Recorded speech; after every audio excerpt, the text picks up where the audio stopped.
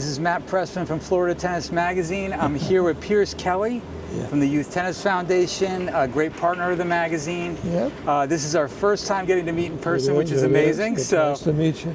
Pierce came all the way across the state to check out the tournament today at the Delray Beach Open. And this is a great opportunity for us to learn more about the Youth Tennis Foundation. Sure. So tell us a little bit about it, the YTF. Okay, all right. Well, the Youth Tennis Foundation has been in existence since 1962. Wow. And I've been involved with it since just about that time. That's when I entered my sophomore year in high school. And Jack Blair was the president of the Florida Tennis Association, and he's a Hall of Fame member, and he got me involved. And I've been involved ever since. And we have a board that is across the entire state, and we're doing a lot of things now, but we did an awful lot of things back in the mid-'70s to the mid-'80s that I think was our real most productive period of time as far as our organization is concerned. Okay. And that's with Jack Blair and Bobby Curtis. Okay. And I was involved. Okay. So it was the three of us that did quite a bit. And because of my involvement with the Youth Tennis Foundation, I was inducted into the Florida Tennis Hall of Fame 2 years ago, so I'm very proud of that. And I was a player, but I didn't get in as a player. I got in because of my volunteerism to the game. So. And let's go back a bit, because one of the cool things about Pierce was when we started talking, I didn't realize that he was a player. Yeah. And his background as a player. So let's go back a little bit as a junior and then college, and sort of how you became, such a incredible tennis player, from what I recall. Yeah, our conversation. Well, I began when I was 10, which was late, because most of the guys that I was playing against as I grew were still playing, and I caught a bunch of them, but there were some I didn't. I mean, we had a great group of juniors back then, beginning with Billy Harris, who was was called the best player over a 40-year period by Phil, who did that computer business. And then there was Armistead Neely, and we had Jamie Presley, and just a whole bunch of really great players who have been my best friends over the years. Yeah. And they were very good, but I was good. I was just a good athlete, and I took to tennis. I loved the game, and I got good. And did you go straight to? Did you go to college, or did you go straight to play professional tennis? No. I came in a little too young. In other words, the game opened up in 1968. Okay. That's in Bournemouth, England, when pros were allowed to play against the amateurs. And a guy named Mark Cox beat Pancho Gonzalez in the first round, and it was a huge upset because they thought the amateurs were going to get killed by the pros, but there weren't that many pros to begin with. But in any event, that's when money came in the game, but it took a while for money to get into the game. Sure. So I graduated high school in '65. I graduated college, Tulane, in '69. Oh, I see your Tulane hat, right? I wear my hat. I'm proud of my, So you played tennis at Tulane then? Yeah, I was a full scholarship at Tulane. We were top 10 in the country 3 out of 4 years. We were good. Yeah. And so after I graduated from Tulane, that's when I did play professional tennis, but the money didn't get to the top, or excuse me, it all went to the top, and then it didn't really get down to guys like me. And I've written a number of articles for Florida Tennis, which Jim Martz has published a number of them. Sure. But one of them is about the satellite tour back in those days. The satellites. I remember that. Yeah, well, that's what guys like me had to do, because we were trying to get in tournaments like these, Right, sure. And there weren't that many of them, and what we did back then was a lot of us would pay like $50 to get in the tournament, and half of it would go to prize money, and half would go to be, put the tournament on, and so that's how things began, and it took a while before money really got in the game, and I played until '75. And you ran into some pretty big name players. I played some of the best. Who did you play? Let me just see. Well, I played against Emerson, Santana. I beat Eddie Dibbs in the finals of the Miami Beach Florida State clay courts. That was a good win. That's a big win. Yeah. He wasn't number 5 in the world at the time, but Eddie's a good friend. Cool. And I played Lutz and a whole bunch of guys. That's a whole cool. bunch of guys. So but cool. the satellite tour names a lot of the guys that you played against, and a lot of them are still friends. I mean, most of my friends in this world are still tennis players. Tennis players, yeah. So one thing I wanted to ask you about, I know we've written about it a bit in Florida Tennis, is you do a lot with Youth Tennis Foundation with the collegiate game, right? Yeah. So tell us a little bit about what you do with college tennis. Yeah, that was a little bit controversial actually, because we're the Youth Tennis Foundation, and my feeling is that youth includes kids who are in college. Right. So we've expanded our guidelines to some extent, but the teams across the country, college teams, were dropping their programs.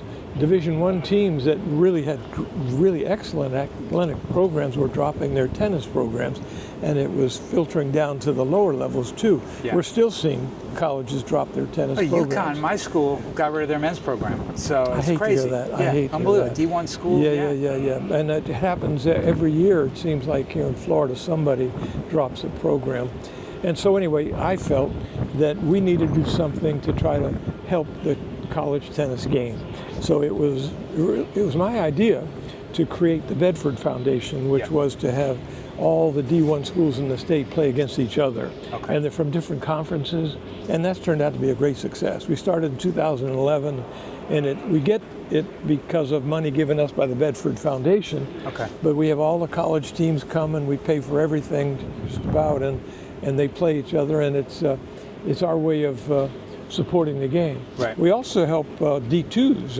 We have Right. a college program at Southeastern where we've put on for like 6-7 years. I don't think Palm Beach Atlantic has played, but a lot of schools play, like St. Leo's and Tampa, University of Tampa, and Flagler out of Jacksonville. So in other words, we try to support D2s and D3s and the JUCOs too. So because that's a long topic to talk about, because there are some problems in the college game that really need to be addressed. But this isn't the time to talk about it because it's a can of worms. It is a can of worms. It's a can of worms. The college game is very interesting. Yeah, but it's really a lot there, and mostly it involves the fact that there's people from all over the world, such as Argentina, where they come to play college tennis, and so most of the college teams have more players from other countries than they do from the United States. So it's something that we felt was important to us, and we give scholarships to some kids to try to help. But anyway, that's just one of the things that we do. And then you also help out with Ed Crass's college that's a great thing. Tennis exposure That's a camp, great thing. right? It is. Tell us a little bit about that. Well, we Ed Crass is an entrepreneur. If you know Ed, he's a character too. He really is a great guy. But he's been doing it for about 25, 30 years, and he gets like 20 some college coaches to be the coaches at a program that he runs every year, whereby the kids come and they get trained by these college coaches, and they get told about what the college experience is like. They help them find the colleges that are best for them. Right. And we've been supporting that by sending kids to that for, I don't know, maybe 20 years. Yeah. So that's another one of the programs we do. That's another one of the programs. And then if we back up a little bit, younger kids that are looking to go to college or to help their career as a junior player, you help them as well, right? Yeah, we do. We got one of our better programs is we sponsor 2 kids to go to the Everett Academy for a week-long seminar, and we want them to be, we want them to be talented. In other words, kids that can benefit from it, and we like to have them be motivated, and then we can have them have some financial need. And we've been doing that for a lot of years too. Jimmy and Claire Everett were, not Claire, oh gosh. Oh, Chris. Jimmy's wife. Jimmy's wife. Oh gosh, she's a I'm blanking friend. on it too. Me too. Anyhow, we named the program one for the boy, one for the girl. Okay. And we've been doing that for a long time. And that's another one of our Everett's programs. a great academy. That's in Boca Raton, right near where Florida Tennis is based now. Right. And so we do a lot of work with Chris Everett Academy. We recently did a racket review that's coming out soon in the magazine at the Everett Academy. But we love that. We love that academy. They're It's great. a great program. Yeah. It's a great program, and it's a great opportunity. And we sponsor. We've been sponsoring kids for a number of years, and so that's we're still doing a lot of things. We give out some scholarships to kids who just need a little bit of money for whatever, tennis lessons and things, and they call that the Kelley Award. It's my Kelley Family Award, Right. which because I got my two brothers, Chris and Alan, who were part of our programs. But really the heyday of the Youth Tennis Foundation was in the mid-70s, mid-80s, and we started it was my idea.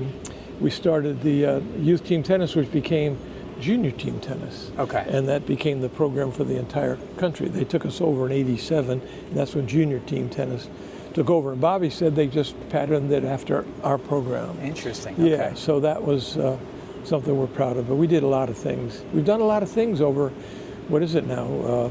50 years since 1962 is more than 50. So anyway, I'm very proud of the Youth Tennis Foundation, an organization, and what we do to give back to the game. And but Florida Tennis Magazine, and of course your predecessor, Jim Marks, is a very good friend of mine, and he has helped us along the way, just spreading the word so people know who we are, what we do, and but it's all to just give back to the game. Yeah, no, my mentor, of course, Jim Martz, was always very appreciative of all the things that Youth Tennis Foundation does.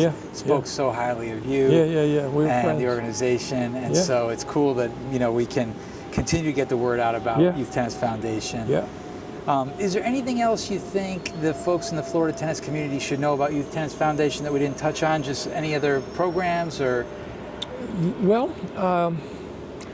The Florida the USTA Florida is so big, and so many employees and so much money, and they're doing so much that for us we try to find the little niches where the USTA Florida is not involved. In other words, we can't compete with them. We're not trying to compete with them. We're just trying to find places, find people that we can help.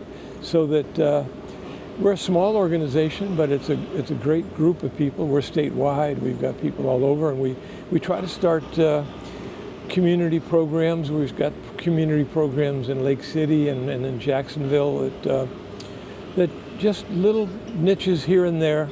And so